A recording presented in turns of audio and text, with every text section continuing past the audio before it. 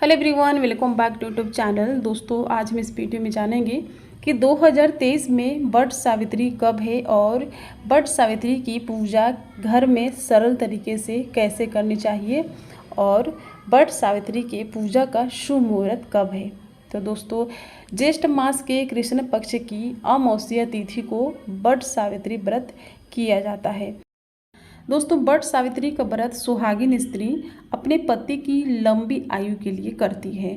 तो दोस्तों, इस वर्ष 2023 में वट सावित्री 18 मई दिन गुरुवार को रात 9:42 से शुरू हो रही है और ज्येष्ठ मास के कृष्ण पक्ष की अमावस्या तिथि का समापन 19 मई दिन शुक्रवार को रात 9:22 पर हो रहा है। तो दोस्तों, ऐसे में उदय तिथि के अनुसार वट सावित्री का व्रत 19 मई दिन शुक्रवार को रखा जाएगा। तो दोस्तों, वट सावित्री व्रत की पूजा घर में भी सरल तरीके से कर सकते हैं। तो दोस्तों, पूजा करने के लिए जगह की साफ सफाई करके गंगा जल छिड़क देना चाहिए। उसके बाद गौरी गणेश बनाने चाहिए, मिट्टी के गौरी गणेश बना करके, और सबसे पहले पूजा में दीपक जलाए जाते हैं तो दिए जलाने चाहिए। उसके बाद दोस्तों, कलश की स्थापना करनी चाहिए। दोस्तों, बिना कलश के स्थापना किए भी आप पूजा कर सकते हैं। तो अगर आप कलश स्थापना करना चाहते हैं तो कर सकते हैं, नहीं करना चाहते हैं तो बिना कलश के भी आप पूजा बड़ी सरल तरीके से कर सकते हैं। तो दोस्तों, मैंने यहाँ पर कलश रखे हैं। कलश में जैसे कि कलश के गर्दन तक जल डाले जाते हैं और उसमें पान, सुपारी, हल्दी, कुमकुम और आम के 5 पल्लू। उसके बाद कलश देवता की पूजा करी जाती है, उसमें जल छिड़क करके, और कलश देवता में हल्दी, कुमकुम, अक्षत, पुष्प चढ़ाए जाते हैं। इस तरह से कलश देवता की पूजा हो जाती है। कलश देवता में सभी प्रकार के देवी देवता का वास होता है। जो 34 कोटि के देवी देवता होते हैं उनका वास होता है, इसीलिए हर पूजा में कलश देवता की पूजा करी जाती है, कलश स्थापना की जाती है। उसके बाद गौरी गणेश की पूजा करेंगे। तो जो जैसे कि मिट्टी के गौरी और गणेश बनाए हैं तो उनको हम जल से स्नान करवाएंगे। जल से स्नान करवाने के बाद इनको हम वस्त्र रूपी कलावा दे देंगे। अगर आप वस्त्र देना चाहते हैं तो वस्त्र भी दे सकते हैं। उसके बाद गणेश जी को जनेऊ देंगे। तो गणेश जी को पीला जनेऊ देना चाहिए। तो पीला नहीं है तो सफ़ेद में आप हल्दी डाल करके और फिर आप इनको जनेऊ दे सकते हैं। उसके बाद कुमकुम चढ़ाने चाहिए। उसके बाद हल्दी चढ़ाने चाहिए गौरी माता को और गणेश जी को। उसके बाद चावल चढ़ाने चाहिए। उसके बाद पुष्प चढ़ाने चाहिए।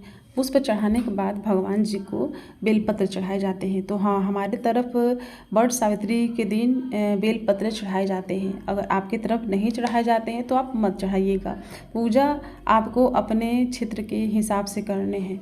और उसके बाद भोग लगाने चाहिए। भोग में मैंने रखे बतासे। और भोग जब भी आप लगाएं तो किसी बर्तन में रख लगाएं, पत्ते पर लगाएं, नीचे नहीं रखने चाहिए। भोग लगाने के बाद जल देने चाहिए। उसके बाद वट वृक्ष की पूजा करनी चाहिए। तो कलश की, गौरी गणेश की पूजा करने के बाद लास्ट में वट वृक्ष की पूजा करनी चाहिए। वट वृक्ष में जल डालने चाहिए, जल चढ़ाने चाहिए। दोस्तों, जैसा कि मैंने आपको बताया कि पूजा आपको अपने क्षेत्र के मुताबिक करने हैं। तो हमारे तरफ आटे में हल्दी मिला करके और उसके बाद अर्पण लगाए जाते हैं। तो अर्पण लगाने चाहिए।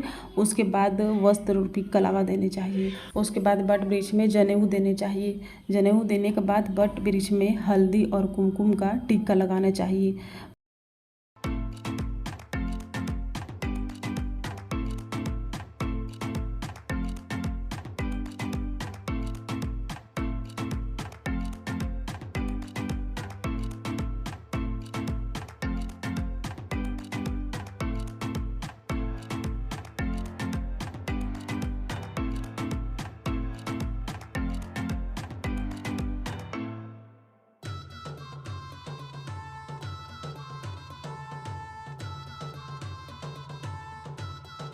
तो दोस्तों, हल्दी कुमकुम का टीका लगाने के बाद अक्षत चढ़ाने चाहिए।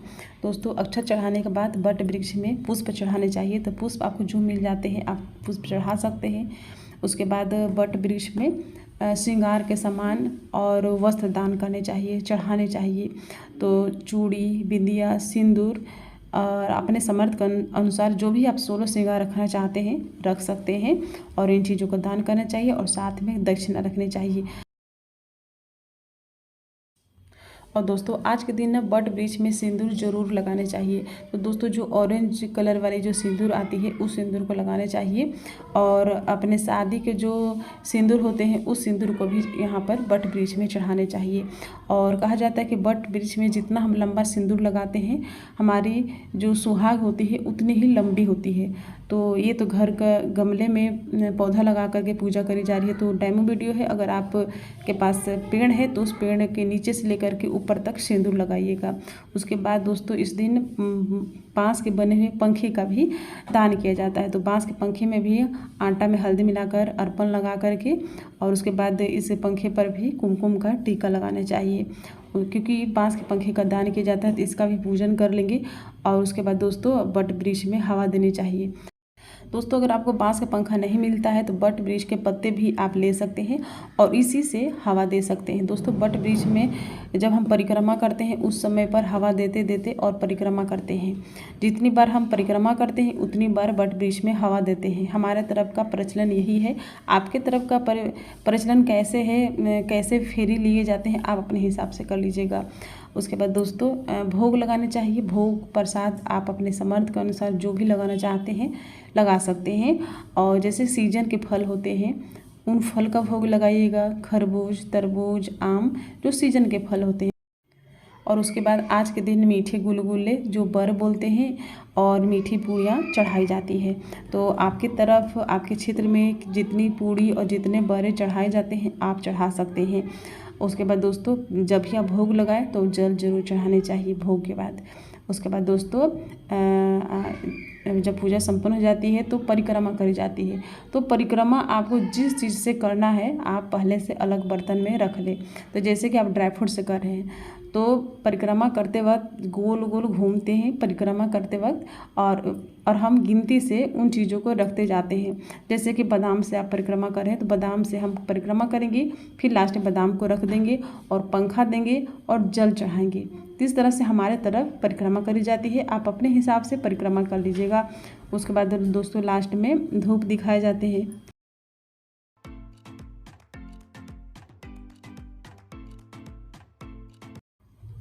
तो दोस्तों परिक्रमा करते वक्त कहा जाता है कि बट वृक्ष में ना कलावा या फिर कच्चा सूत या जो सिलाई करने वाली जो रील होती है उसे बट वृक्ष में लपेटते हुए और परिक्रमा करनी चाहिए। तो परिक्रमा आप अपने समर्थ के अनुसार कर सकते हैं 5, 7, 11, 21 और 108 की संख्या में।